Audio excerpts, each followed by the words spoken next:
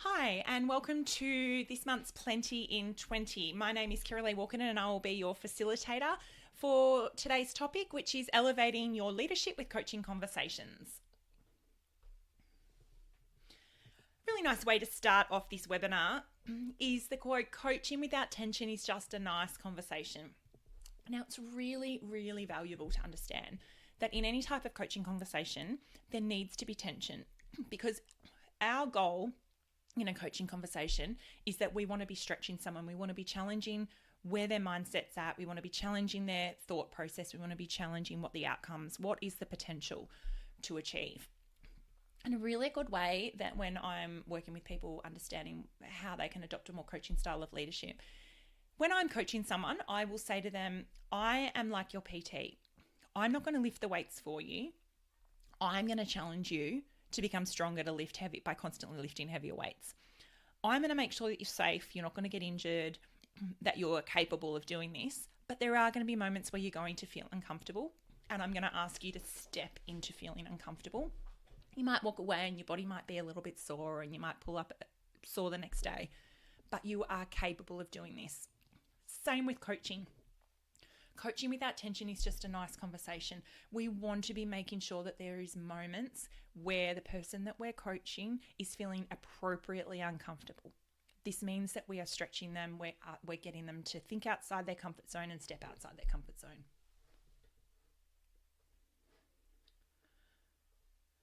So why does coaching matter? Why do we want to be adopting a more coaching style of leadership? You can see here that there is studies and research that show enhanced employer performance because we're promoting an environment of continuous learning. We're continuously challenging our team members to strive for more. That then builds trust and engagement because we are coaching them to become effective problem solvers, solve their own problems, feel supported in the process. By having conversations, coaching conversations with people, we're improving the communication, we're improving the relationship that we have with people. Research and statistics show that this leads to higher retention rates, a more positive organizational culture, and it is absolute leadership development. It helps us develop as leaders because we as leaders are developing more leaders, but it also helps with the leadership development of our people, our team members. In a coaching culture, so there is research and studies that show that team members in a coaching culture, there is 68% increase in employees' intent to stay in an organization, 149% increase in their resilience, and 200% increase in productivity organizational wide. So you can see there is only things to gain by adopting a more coaching style of leadership. We talk a lot about 70-20-10 learning when we work with teams, individuals and teams and organizations, because 70% of what someone learns is on the job. And that's through informal or self-directed learning. And they learn through experience and problem solving and practice. So as an effective leader ourselves, we want to be influencing that 70% so that we are maximizing what we can achieve. And we are maximizing that on-the-job learning so that we have people that are learning the best practice ways and striving towards high performance at all times. How do we do that? How do we influence that 70%? Through coaching and mentoring and finding opportunities for people to practice. And that might be practice decision making, practice new skills, practice running meetings, practice having conversations. Anything that's going to stretch your team members to achieving what you know they're capable of and what they have identified that they would like to learn and be stretched and to really set a goal for. We influence mindset in this 70% by giving lots of chances to practice their new skills. And we can also select the best approach to learning and really know what's going to be the best for each circumstance in this 70%. When we decide to adopt a more coaching style of leadership, it's really important to understand that we're moving from a cycle of fixing problems to a goal of developing people. So as leaders, sometimes we are, a lot of the time really, let's be honest, we are very time poor, and it's really easy to just spit out the answer to someone when they come to you for questions. We don't develop people by spitting out answers. We develop people by asking questions, coaching them, getting them to effectively problem solve their own questions where possible. Now, I understand that this doesn't always work because some situations, we work a lot with hospitals and medical. Sometimes there is a life or death situation and a decision needs to be made and we need to fix a problem straight away because that is the requirement of our role. And absolutely. But where possible, we want to move from a cycle of fixing problems to a goal of developing people.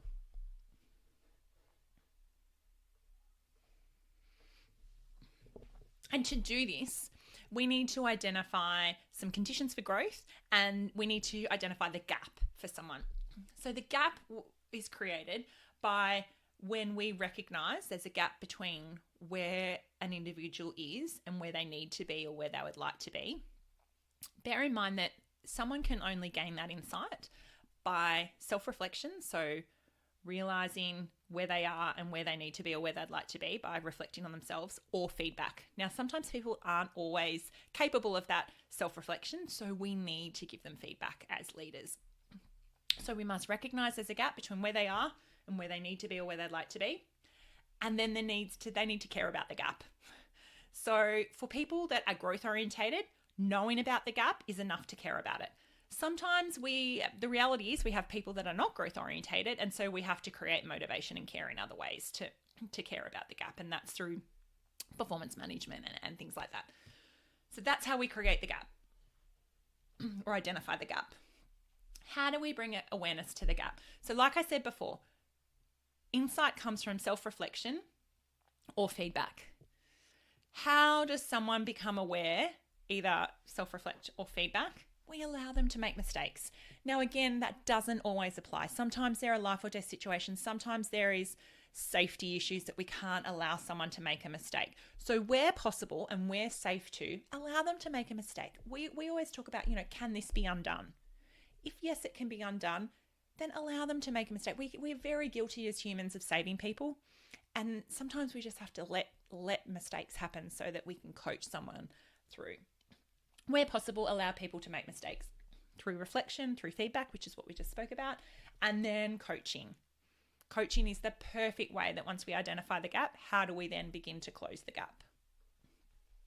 Coaching empowers the person to take responsibility to close the gaps themselves whilst feeling supported by us. And using a coaching style of leadership provides a platform for that reflection and feedback that we need for someone to be able to gain insight. It also creates an environment where growth is encouraged, as during the coaching process we explore the gaps and the benefits to closing them and how we can close them and some strategies that sit around that. And we'll go through some questions that help with that. Some key coaching principles to remember. Effective coaching leadership has active listening, empathy, and then some feedback techniques. They're all really important. Active listening, we really want to listen to hear. Empathy, the best way that we can understand a behavior of someone is to understand what someone is thinking or feeling. So I'll always try to understand and ask questions and lead with empathy when I'm coaching, because if I can understand how someone's thinking and feeling, I can start to understand why the behaviors that follow are the way they are. And then some feedback techniques, which we will talk about as well. Active listening.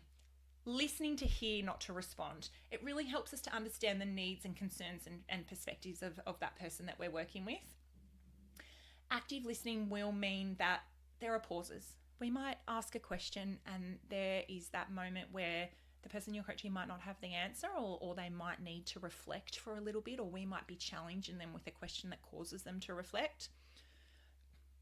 Lean into these pauses. Don't try to fill silence with another question. And it's that moment where we try to save someone because that silence and that pause becomes uncomfortable. Really lean into that and become comfortable with those moments, because they're the moments of the gold. They're the moments where that insight and everything starts to come together and the reflection and that deep reflection starts to happen for that person that you're coaching. Active listening is 90% listening, 10% talking, and that 10% talking is questions. It's not our experience. It's not what we would do. It's those questions where we are really taking that person we're coaching on a journey to their own solutions, their own strategies, their own way forward. What do these coaching conversations look like? So here we'll go through some questions that will help you hold a more powerful and impact coaching conversation. And they're questions that you can become comfortable with, but they are still challenging to that person that's still trying to stretch that person that you ask them to. So here's, I guess you can call this a little book of questions that you can have, and then you can use them when you need them, or you can take, the message that we're trying to convey and use them in your own words or language to help. Sometimes when we're coaching someone, we need to clarify the direction that a conversation's going in, or it might start to get a little bit clouded with a few different issues that aren't really what we're trying to achieve out of that conversation. So you can see here, we might say, does this feel relevant for us to talk about today? Are you open to feedback on topic? You mentioned you're wanting to talk about this topic today. Is this correct? Really hones in on that clarity aspect to make sure that we're achieving what we want to achieve. Reflection. Reflection helps us to be certain about what we're hearing so that we can gain clarity and insight. And it's also so that we are listening to not just hear, but listening to understand. So remember, when we're asking a reflection question, remember to pause after you ask to really hear the answer. Questions can be, what I hear you saying is, am I hearing you correctly when you said, it sounds like you're saying that? Because often we can be a little bit unsure if we're really understanding, if we're listening to really hear and understand what someone is saying. So these are questions that can help with that aspect.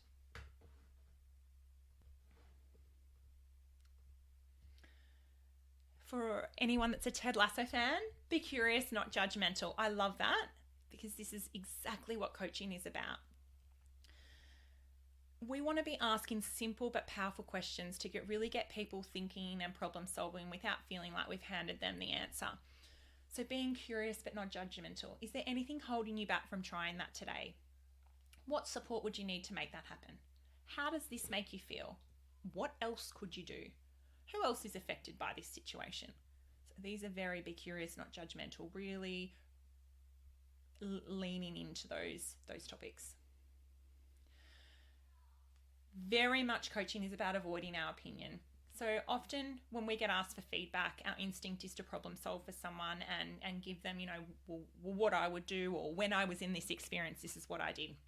A coaching conversation moves away from that instinct, and it does require us to move away from our own opinions, because when we're giving someone our opinion or our experience, that's more of a mentoring conversation. A coaching conversation is really giving them questions so that they can get to their own pot of gold. So your smile suggests you are really excited about this. Am I correct? How does this make you feel? I sense a change in your body language. Do you want to talk about that, why that may be? So if you ask a question and someone might cross their arms or turn their body, or you might see a change in a facial expression, that's a really good way to address that aspect. What comes up for you when you think about trying this? Or what role do you think you played in this? That's a really good one if you're trying to coach someone into understanding what role they played or what accountability they need to take. Action steps. Every coaching conversation needs action steps that the coaching counterpart can take. So that takes the discussion you've had to what do we do now? What do we do when you get back into your role? How do we start, putting this into play so we can start moving towards achieving this? So what are you most excited to start on? What 3 steps will you take towards your goal this week? What had the biggest impact for you today in our conversation? Or what 2 things are you taking away from this conversation today? Really start to understand, what are their takeaways? What do they want to start to implement?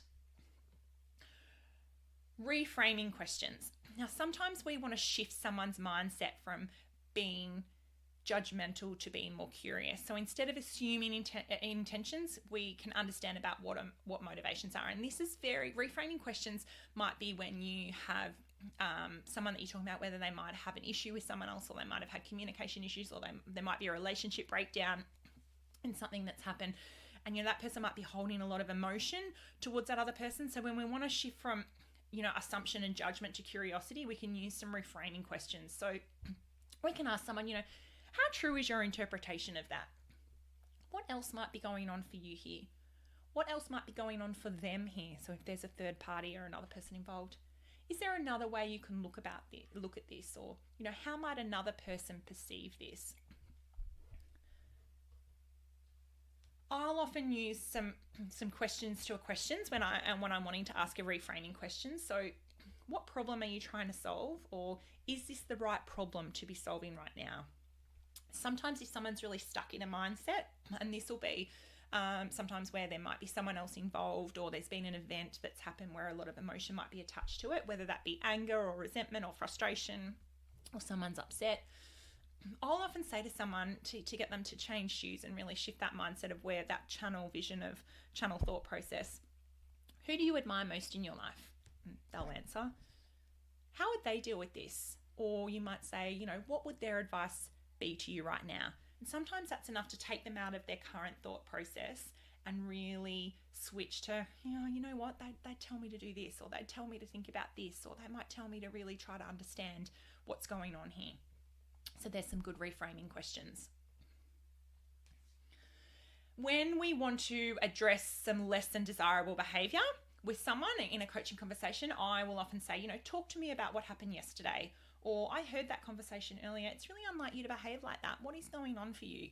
And again, that takes you back to that empathy of once I understand what a person is thinking and feeling, I can begin to understand why they behaved in the way they do. So these questions really help me to hear what they're thinking and feeling, and then we can start to address the behavior that's occurred. If we want to encourage someone to reflect, we can say, what role did you play in that? Or what impact do you think your behavior or action had on that situation? So again, it's encouraging them to reflect, which then will help us to be able to have a conversation around some accountability around what might have occurred.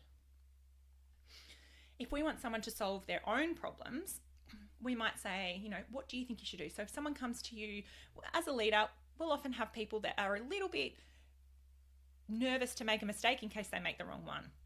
And this is where we want to create opportunities where it's safe to do so for people to make their own decisions. So when someone comes to me and says, what should I do here? And I even do it with my kids. What should I do, Mum?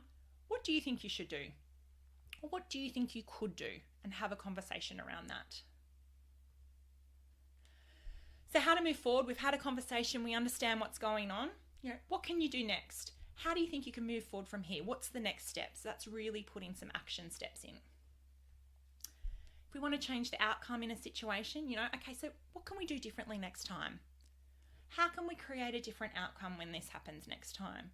So you might have someone that has up until a point, you might say to someone, okay, how did you, after they've made the decision or they've done something a certain way, okay, yep, up until here, that's exactly what I would have done. But when you got to here, what could you do differently? Or how could we get a different outcome when this happens next time? So that's a really good example of questions to change the outcome in a situation while still asking questions and getting them to think, what else could I do next time? How could we do it differently? What else is possible?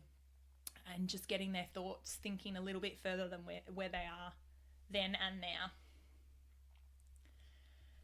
That is the end of our webinar for today. Now, I really hope that I've given you some strategies. You will get a copy of the slides so that you will have those questions. If anyone has any questions, you can reach out to me at the Real Learning Experience. If you go to our website, our contact details are on there. So if anyone has questions following on for this webinar, please reach out to us. We are here to help. Some